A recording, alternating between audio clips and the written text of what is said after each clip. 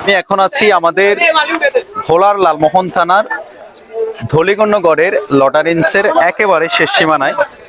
তো এই জায়গাটার নাম হচ্ছে কুন্ডে হাওলা। আর এই খালটার নাম কি এখানে যেটা কাটছে আঙ্কেল? এটা মোল্লার খাল। মোল্লার খাল। এই যে আমাদের পিছনে যেটা দেখতে পাচ্ছেন এটা মোল্লার খাল নামে পরিচিত। তো এখান দিয়ে আমি যাচ্ছি মঙ্গল শিকদারের দিকে।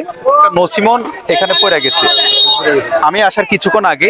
তো এখান থেকে ওটারে তুইলা অলরেডি নিয়ে গেছে। যে পিছনে নসিমনে মনে হয় এগুলা ছিল নাকি? এগুলা ছিল। ড্রাইভারের কি অবস্থা? উনি সুস্থ আছেন? সুস্থ আছে কাকা? সুস্থ আছে উনি।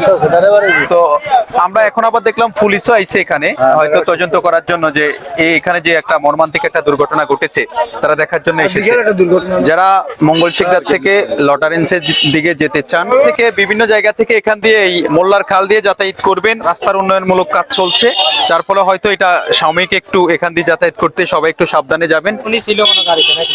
আপনি গাড়িতে ছিলেন? না, আমার ভাতিজা ড্রাইভার ছিল। ড্রাইভার উনি তো সুস্থ আছেন? হ্যাঁ, সুস্থ আছে আলহামদুলিল্লাহ। সুস্থ আছে। তো সবাইকে সতর্ক করার জন্য আজকে আমার এই ভিডিও। তো যারা মঙ্গল শিকদার থেকে এই যে নতুন বাজারের দিকে কিংবা জনতা বাজার নুরুল্লাহর দিকে এই দিকে আসবেন তারা একটু সতর্ক থাকবেন। যে কোনো সময় আপনারা এই একটা দুর্ঘটনার শিকার হতে পারেন। এখান দিয়ে একটা যে কোনোটা আইল্যান্ডের মতো বা ব্রেকারের মতো দোনো সাইডে দেওয়ার জন্য আমরা ওই আজকে দুপুরে বলছিলাম। এটা যিনি ঠিকাদার আছেন তিনি যখন এই কাজটা নিছেন তার তো দরকার ছিল এখানে একটা দেওয়ার জন্য। অবশ্যই। দেখেন এখানে যিনি কালবর্তার কাজ ঠিকাদার আমি তার দৃষ্টি আকর্ষণ করেছি। ওনার দরকার ছিল যে এখান দিয়ে যেহেতু এই রাস্তাটা কেটে উন্নয়নমূলক কাজে চলে সেক্ষেত্রে ওনার দরকার ছিল যে উনি একটা সাইডে দিয়ে যাতায়াত করার জন্য কাজ দিয়েও একটা ব্রেকার দেওয়ার দরকার ছিল, কিন্তু সেটা করে নাই। হয়তো গাড়িটা ওই দিক থেকে আসতেছে তিনি আর কন্ট্রোল করতে পারে না, গাড়ি নামিয়ে দিছে আর গাড়ি কন্ট্রোল করতে পারে না। গাড়ি এই কাজটা চলতেছে কয়দিন ধরে? আজকে 2 দিন। আজকে 2 দিন ধরে। 2 দিন উনি এটা কিন্তু আজকের উপরে হয়েছে কাজটা। কিন্তু এখানে দেখেন অনেক মানুষ জড়ো হয়ে গেছে, তারা দেখতে এসেছে এত বড় মর্মান্তিক একটা ঘটনা। হয়তো এর চাইতে বড় ধরনের একটা দুর্ঘটনার শিকার হতে পারতো।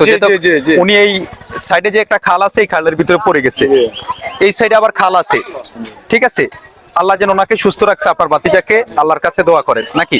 আলহামদুলিল্লাহ, শুকর আল্লাহর কাছে। আর মানুষও অনেক চেষ্টা করছে গাড়ি উঠানোর জন্য, অনেক চেষ্টার পরে গাড়ি উঠছে। গাড়ি মাল